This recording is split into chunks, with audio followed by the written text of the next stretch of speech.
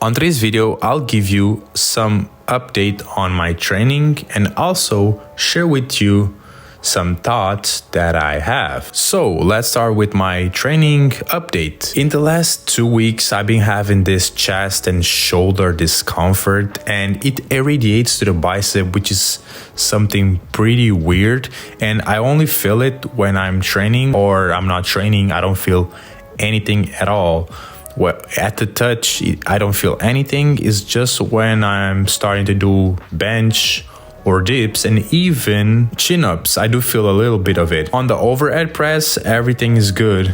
So that's the reason in this session, I only did overhead press because I want to give it some rest and see next week how I feel, because if it doesn't get better, I will have to go to check this out. So because of this, I've lost a lot of strength on my bench and dips, mainly the bench, because I do lose stability. It hurts a lot when my arms are like this and when I take the bar to do the bench. So I've been stuck on the 87.5 kgs for 10 reps for almost 3 weeks. I can't do more than 8 reps. If I try to do more than 8 reps, it hurts a lot and I lose a lot of stability.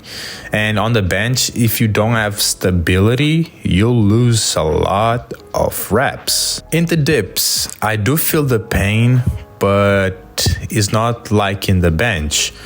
I've lost probably 2 to 3 reps on my working sets on the dips. I can still progress little by little on the dips, but I do feel this discomfort and I don't want to aggravate it more and I have a bigger injury and I'll be out for a couple of months. So that's why in this week I'll only do overhead press. My overhead press has got stronger, even though I've not been working on it for a long time. And I've been doing it only once a week since I started this program. And I'm on week 11. And I also feel this discomfort on the chin-ups. It doesn't affect my strength, but I feel this little bit of pain. And this thing is weird because when I touch, it does not hurt at all. But if I do a stretch like this, I start to feel it. This week, since I didn't do any bench or dips, it's a bit better. I can do stretch without feeling anything here hitching or hurting. Like I said before, I'm on week 11 right now, and the plan was to get to the week 12 and have a deload, and that's what I'm gonna do because the fatigue is starting to catch up. I've been feeling pretty tired this last 2 weeks, even though I've been eating well. The sleep has been okay, but I feel like I need to do a deload. Also because on the chin-ups, I've been having some issues progressing, but also that's because gaining weight. So I've been stuck in the 41 kg for 5 locked chin-ups for the last 2 weeks, and I'm feeling a bit tired. It has affected my penalty rows, and I'll do this next week and then I'll do a deload and see how it affects me. It is important to do deloads when you have high volume training like I'm having right now, and when it's focused on hypertrophy to gain mass.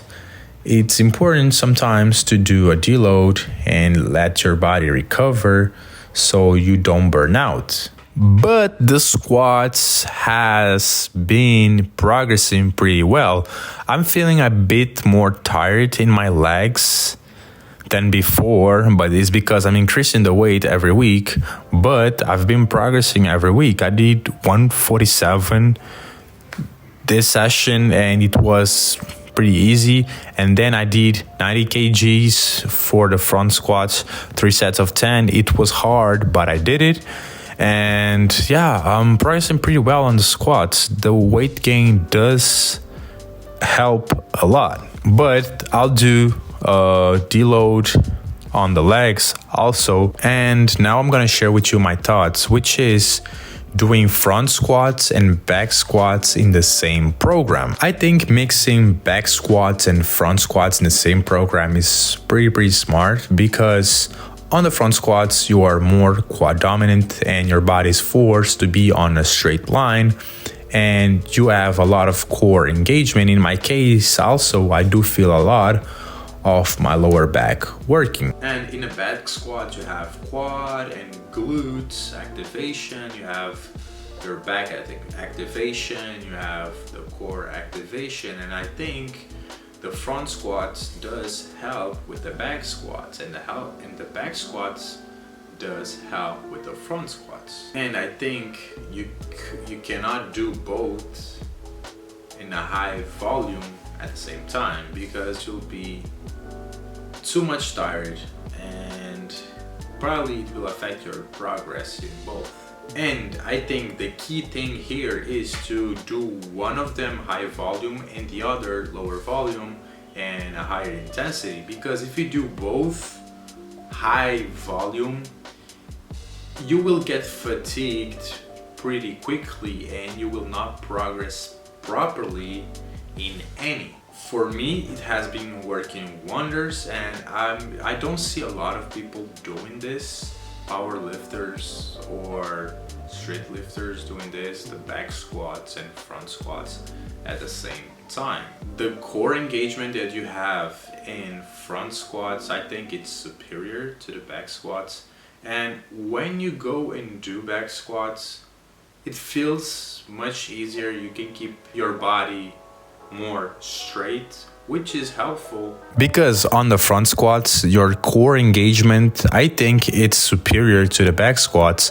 And when you go do back squats after training front squats for a while, you'll see that your body is more straight, which is very helpful for you to carry more weight. If your core is stronger, you probably will carry more weight. And I also think that front squats will cover all of your quad weaknesses, and this will be helpful in the back squats, not letting your knees caving in or your quads to be your weak link. And since front squats is more quad dominant, you can pretty much mix it with back squats, because back squats is a mix of glutes and quads, so you can handle it pretty well, and the front squats will definitely help you with your back squats. The things I've noticed since I've got back into the front squats is that my body is more straight in the back squats.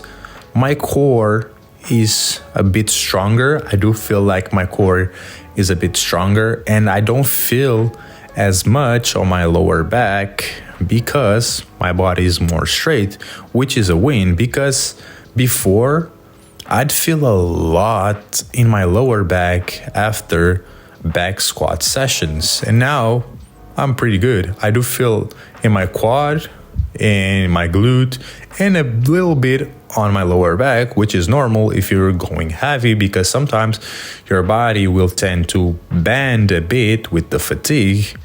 So yeah, that's what I've noticed till now, and yeah, I'm gonna keep doing front squats and back squats and get as strong as possible on both of them. So that was it, guys. Hope you enjoyed the video and you learned something. See y'all in the next one.